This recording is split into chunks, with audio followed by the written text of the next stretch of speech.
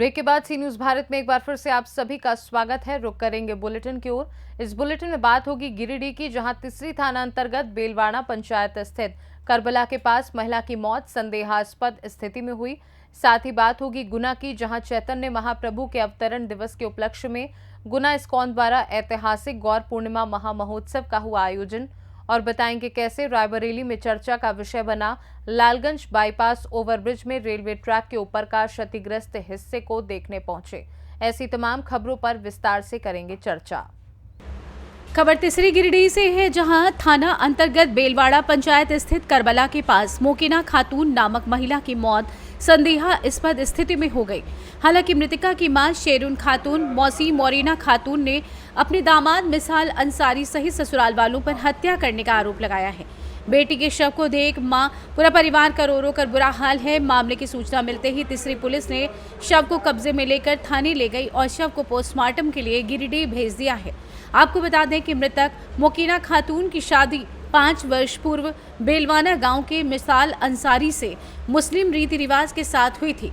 मृतका और पति एक ही गांव के निवासी हैं। मृतका अपने पीछे 2 बच्चों को छोड़ गई है। मृतका की मां मसोमत शेरून खातून ने बताया कि कुछ माह से पति पत्नी के बीच काफी झगड़ा चल रहा था। रविवार रात को फोन पर बेटी ने मारपीट करने और जान से मारने की धमकी देने की बात बताई। सोमवार सुबह बेटी की मौत की खबर आई। बेटी को उसके पति और ससुराल के लोगों ने गला घोंटकर मारने के बाद फांसी लगाने का रूप दिया है। मौसी मोरीना खातून ने कहा कि मृतका मोकिना रोजा रख रही थी। पति शराब पीकर परेशान और मारपीट करता था। हम ना जाना पारा लियो कि मार तो हमर बेटिया के नेटवा दाब के जने जने बैठ के जा तने तने बोल हमरा नेटवा पकड़ो, हमरा मरा दो तो के मैया ना बचल जातो।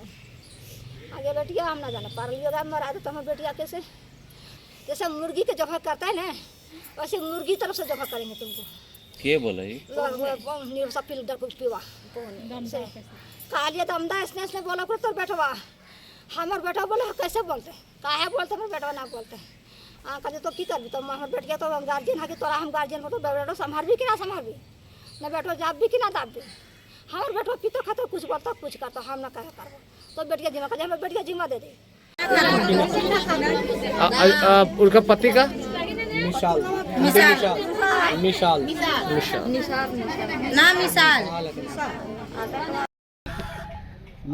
यह प्रतीत हो रहा है देखने से, क्योंकि गला में इतना हैवी दाग है, वो दाग बिल्कुल दिख रहा है, सारे लोग देखे हैं।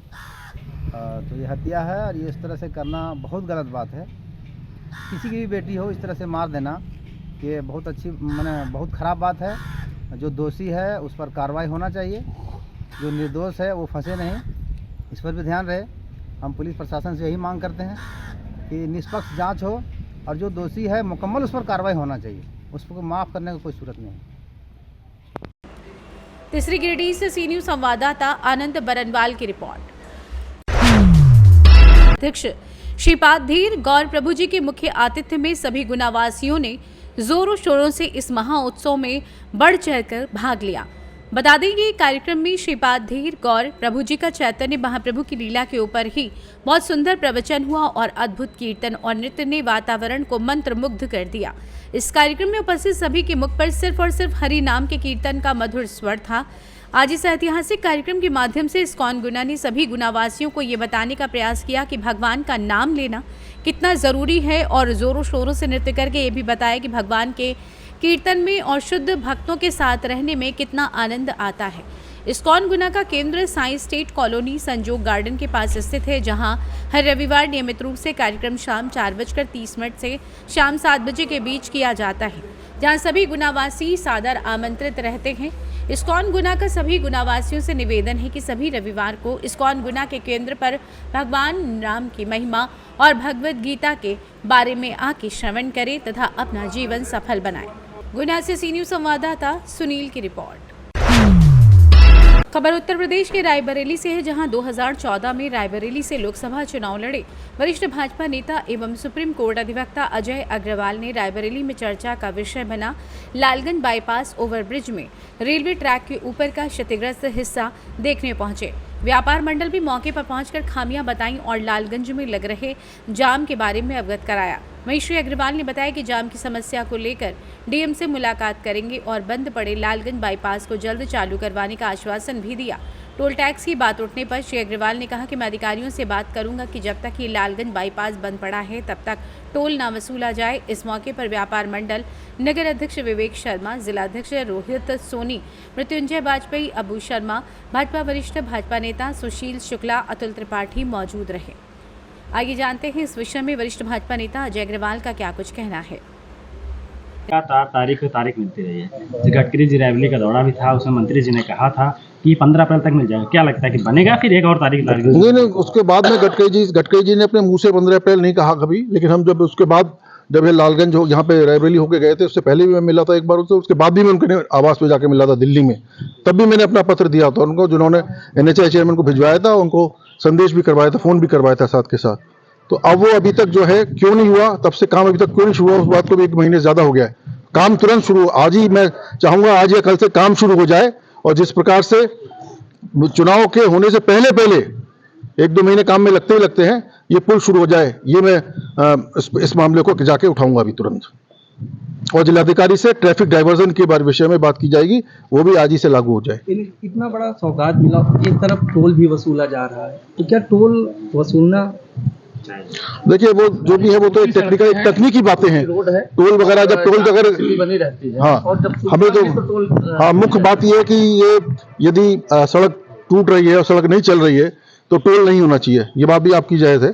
और इस विषय को भी हम अभी रखते हैं कि जब तक ये रोड शुरू ना हो जाए तब तक टोल ना लिया जाए।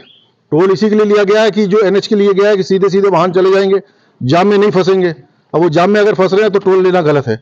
इस विषय को रखते हैं तुरंत।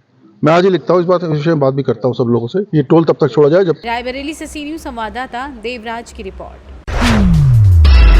खबर सिद्धार्थनगर से है, जहां मच्छर सहित अन्य विषाणु जनित संक्रमण रोगों के रोकथाम हेतु 1 अप्रैल से 30 अप्रैल तक चलने वाले विशेष संचारी रोग पखवाड़ा के अंतर्गत विशेष संचारी रोग जागरूकता रैली को जिलाधिकारी पवन अग्रवाल ने हरी झंडी दिखाकर रवाना किया।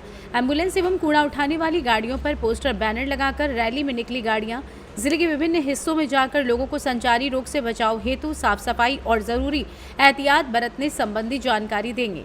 इस संबंध में जानकारी देते हुए जिलाधिकारी ने बताया कि डेंगू, मलेरिया, जेई आदि जैसे विशेष संचारी रोग नियंत्रण धरातल पर कार्य चल रहे हैं और इसके प्रिवेंशन को लेकर स्वास्थ्य विभाग पूरी तत्परता से लगा हुआ है। जन जागरूकता के लिए आज सांकेतिक रैली को रवाना किया जा रहा है।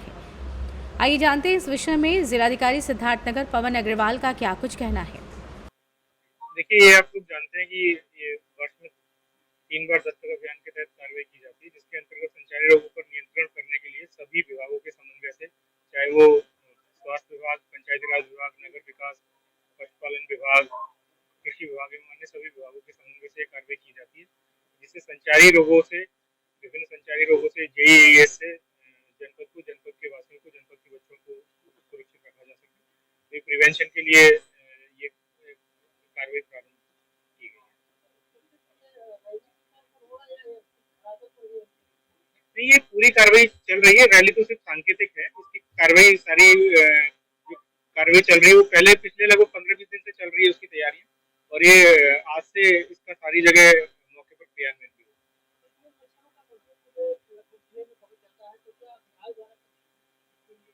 ये मच्छरों का प्रकोप बढ़ रहा है, इसीलिए ये अभियान चलाया जा रहा है, क्योंकि मौसम ऐसा है, बदलते मौसम के साथ संचारी रोगों का प्रभाव बढ़ता है। इसी कारण से प्रतिवर्ष ये अभियान चलाया जा रहा है।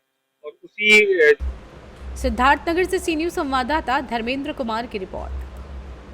फिलहाल के लिए बुलेटिन में बस इतना ही। वक्त है एक छोटे से ब्रेक का। ब्रेक के उस पार हम आपको और भी तमाम बड़ी खबरों से करवाएंगे रूबरू।